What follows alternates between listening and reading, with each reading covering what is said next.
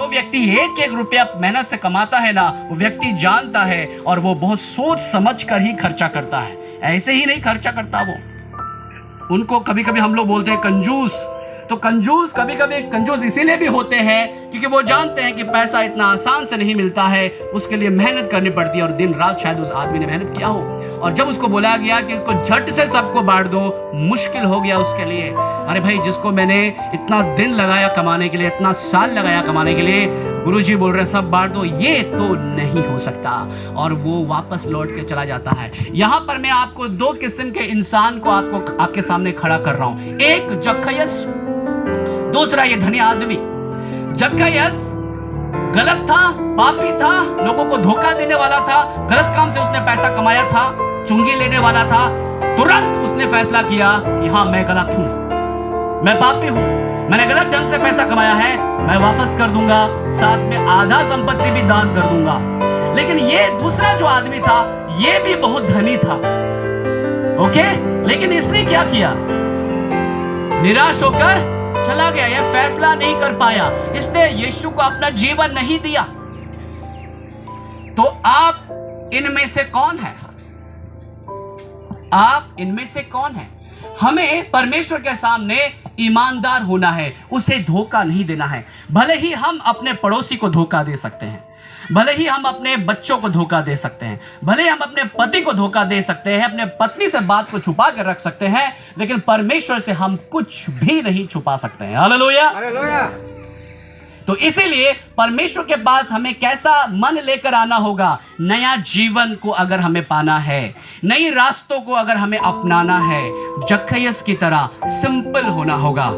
आसान भाषा में कहें तो, प्रभु मैं तो कुछ भी नहीं हूं आपके सामने। प्रभु हाँ, मैं पापी हूं और मैं मानता हूं कि मैंने पाप किया है, लेकिन अब नहीं, अब नहीं, अब मैं इसको छोड़ देता हूं और मैं तेरे पीछे चलने के लिए तैयार हूं। अगर ये निर्णय आप अपने जीवन में करते हैं तो मैं कहूंगा आप नया मनुष्य में बदल गए हैं। हालेलुया। लेकिन ये जो नया मनुष्य है, ये एक दिन के लिए नहीं होना चाहिए। कुछ लोग बपतिस्मा लेने के ठीक एक हफ्ते तक अच्छा रहते हैं, लेकिन बपतिस्मा लेने के बाद कुछ लोगों का जिंदगी तो और भी खराब होते हुए हमने देखा है। पहले वो बंदा शराब नहीं पीता था, लेकिन जब बपतिस्मा ले लिया, नया जीवन भी पाया हुआ, गवाही भी दिया, ऐसे लोगों को वापस बुरी दुनिया में जाते हुए, वापस और भी गंदा काम करते हुए अपनी आंखों से देखे हैं। गवाही है बहुत सारे ऐसे। इसलिए परमेश्वर जानता है हम उससे कुछ भी नहीं छुपा सकते हैं, हमें उसके सामने खुली किताब की तरह होना होगा, कुछ भी नहीं छुपाना है। और जिस तरह से जक्कयस ने निर्णय लिया कि प्रभु मैं तुझे संपूर्ण मन से समर्पित करता हूं, मेरा कुछ नहीं है, क्योंकि जो भी मेरा था वो तो मैंने धोखे से कमाया था, सब कुछ तेरा है और मैं सब कुछ तुझे देता हूं। आज परमेश्वर आपसे ना तो धन मांग रहा है, ना तो आपसे चंदा मांग रहा है, ना तो आपका खेती मांग रहा है, ना तो आपका बगीचा का साग सब्जी मांग रहा है। आपसे परमेश्वर कुछ भी नहीं मांग रहा है। परमेश्वर अगर मांग रहा है तो आपका नया मन मांग रहा है। क्या मांग रहा है? परमेश्वर हाथों से बनाया हुआ ईंट पत्थर का गिरजाघर में नहीं रहते हैं, परमेश्वर हमारे मन में रहते हैं। परमेश्वर कहाँ रहते हैं? हमारे मन में रहते हैं। और मन में रखने के लिए हमें सबसे पहले उसके पास आना होगा और उसे पूरी तरह से अपना जीवन देना होगा। परमेश्वर किसी को भी जबरदस्ती नया मन नहीं देता है। पहले अपने आप को डिनाई करना होगा। डिनाई का मतलब होता है पहले अपने आप का इनकार करना होगा। यूहन्ना बपतिस्मा देने वाले ने कहा, प्रभु तू बढ़े और मैं घटूं। यह हमारा जीवन का मकसद होना चाहिए। प्रभु तेरी मर्जी को मैं अपने जीवन में पूरा करना चाहता हूँ, और मेरी मर्जी चाहे मुझे खत्म ही करना क्यों ना पड़े, मेरी इच्छा चाहे मुझे उसको खत्म ही करना क्यों ना पड़े, लेकिन तेरी इच्छा, तेरी मर्जी को मैं अपने जीवन में पूरा करूंगा। अगर ये सोच लेकर आप चल रहे हैं तो मैं गारंटी के साथ कहता हूँ कि आपका मन नया हो गया है। हालेलुया। और एक आदमी था जिसका नाम था निकोदिमस। कितने लोग निकोदिमस के बारे में सुने हैं?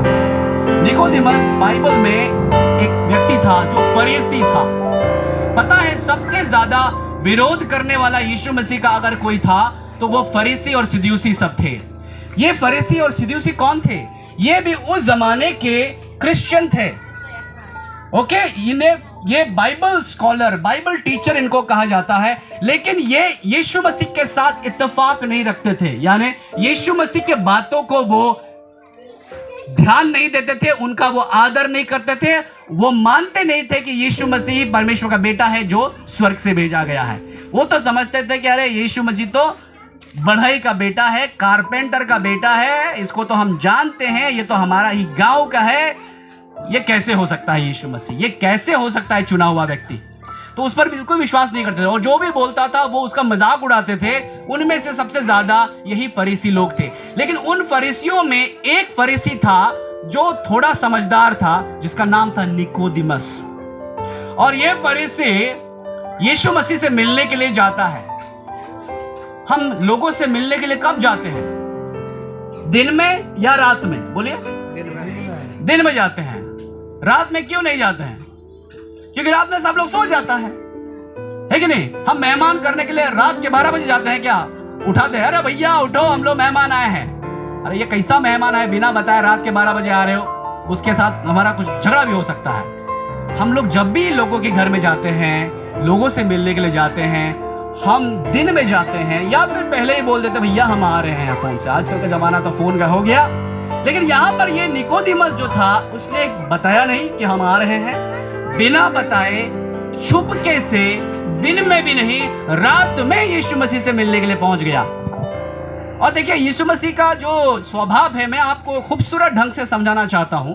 यीशु मसीह का स्वभाव ऐसा नहीं कि वो कभी भी अपने आप को बड़ा आदमी नहीं समझता था। हालांकि यीशु मसीह के सामने बहुत से हजारों हजार लोग आते थे, सब उनका आदर करते थे, सम्मान करते थे। उसके दुश्मन भी थे, साथ ही साथ उसके दुश्मन भी थे। उसे जितना चाहने वाले लोग थे उससे कई ज्यादा तो उसको नापसंद करने वाले लोग भी थे। लेकिन यीशु मसीह ने कभी घमंड नहीं किया। यीशु मसीह ने कभी भी ये नहीं कहा कि नहीं मैं ही परमेश्वर हूं, मेरी पूजा करो, मेरे पीछे आओ, मेरी सुनो। नहीं, यीशु मसीह ने कहा कि जिसकी मर्जी वो मेरे पीछे हो ले, जबरदस्ती मैं किसी के साथ नहीं करता। लेकिन यहां पर ये आदमी जो था यीशु मसीह को मिलने के लिए रात में जाता है। कोई अगर मुखिया है, ओके, कोई एमएलए साहब है, आप उससे रात के 12 बजे मिलने जाओगे तो मिलेगा आपसे? कोई हेमंत जी है हमारे झारखंड के मंत्री, चीफ मिनिस्टर, उससे आप मिलने जाएंगे रात के 1 बजे 12 बजे, वो आपके लिए गेट खोलेगा? उसका सिक्योरिटी आपको धक्के मार के बाहर कर देगा या फिर आपको जेल कर देगा? ये कौन आदमी है भाई रात को मिलने के लिए आ रहा है? जरूर जो है बुरा है, चोर है, बदमाश है, इसका इरादा सही नहीं है। छोड़िए, ये तो संसार के लोग हुआ। इवन हमारे बड़े बड़े पास्टर जिसके हजारों हजार लोग कलीसिया में रहते हैं, यानी 10,000 लोग हैं एक कलीसिया में, मान के चलो 500 लोग हैं एक कलीसिया में, वो बिशप है, वो पास्टर है, वो रेवरेंड है, अपने आप को डॉक्टर कहते हैं, वो इतने बड़े हैं, गाड़ियों में घूमते हैं, पैसा बहुत है उनके पास। उनसे भी मिलने के लिए अगर आप 12 बजे जाएंगे ना तो आपसे नहीं मिलेंगे। वो उनसे मिलने के लिए अपॉइंटमेंट लेना पड़ेगा। क्या लेना पड़ेगा? अपॉइंटमेंट का मतलब जैसे मंत्री से मिलने के लिए पहले ही हमें दरख्वास्त देना पड़ता है कि फलाना मंत्री जी आपसे फलाना तारीख को हम मिलना चाहते हैं। उधर से यस बोलेंगे तभी हम मिल पाएंगे, वरना नहीं मिल पाएंगे। वैसे ही आजकल के हमारे बड़े बड़े सो कॉल लीडर, उनसे भी मिलने के लिए हमें समय मांगना पड़ता है, दिन तय करना पड़ता है। वो हाँ बोलेंगे तभी मिल पाएंगे, वरना नहीं। यहां पर यीशु मसीह के साथ मिलने के लिए निकोदिमस रात में जाता है और परमेश्वर उसे वेलकम करते हैं। हालेलुया। ये है यीशु मसीह का स्वभाव और हमें भी यीशु मसीह की तरह नम्र होना है। चाहे आपके पास रात में ही कोई मिलने के लिए और कुछ मांगने के लिए, कुछ सहायता मांगने के लिए क्यों ना आए, सबके लिए दरवाजा खुला होना चाहिए। हालेलुया। इसलिए रात में जब मैं सोता हूं तो हमेशा मेरा फोन ऑन रहता है। कई लोग रात में साइलेंट कर देते हैं, स्विच ऑफ कर देता है। मैं हमेशा फोन को ऑन रखता हूं। क्यों? क्योंकि रात में कोई भी फोन कर सकता है। मेरा दोस्त, मेरा रिश्तेदार या कोई आदमी ऐसा हो सकता है जो मदद मांगने के लिए रात में फोन करेगा। तो इसलिए मैं हमेशा ऑन रखता हूं। अगर रात के 12 बजे, 1 बजे, 2 बजे भी कहीं पर भी जाना पड़े तो मैं हमेशा जाने के लिए तैयार रहता हूं। पता है ये स्वभाव मैंने किससे सीखा? यीशु मसीह से सीखा। किससे सीखा? ये होता है नया जीवन, ये होता है नया मन। निकोदेमस रात के 12 बजे जाके उससे पूछता है, और निकोदेमस उसका इरादा कुछ और होता है।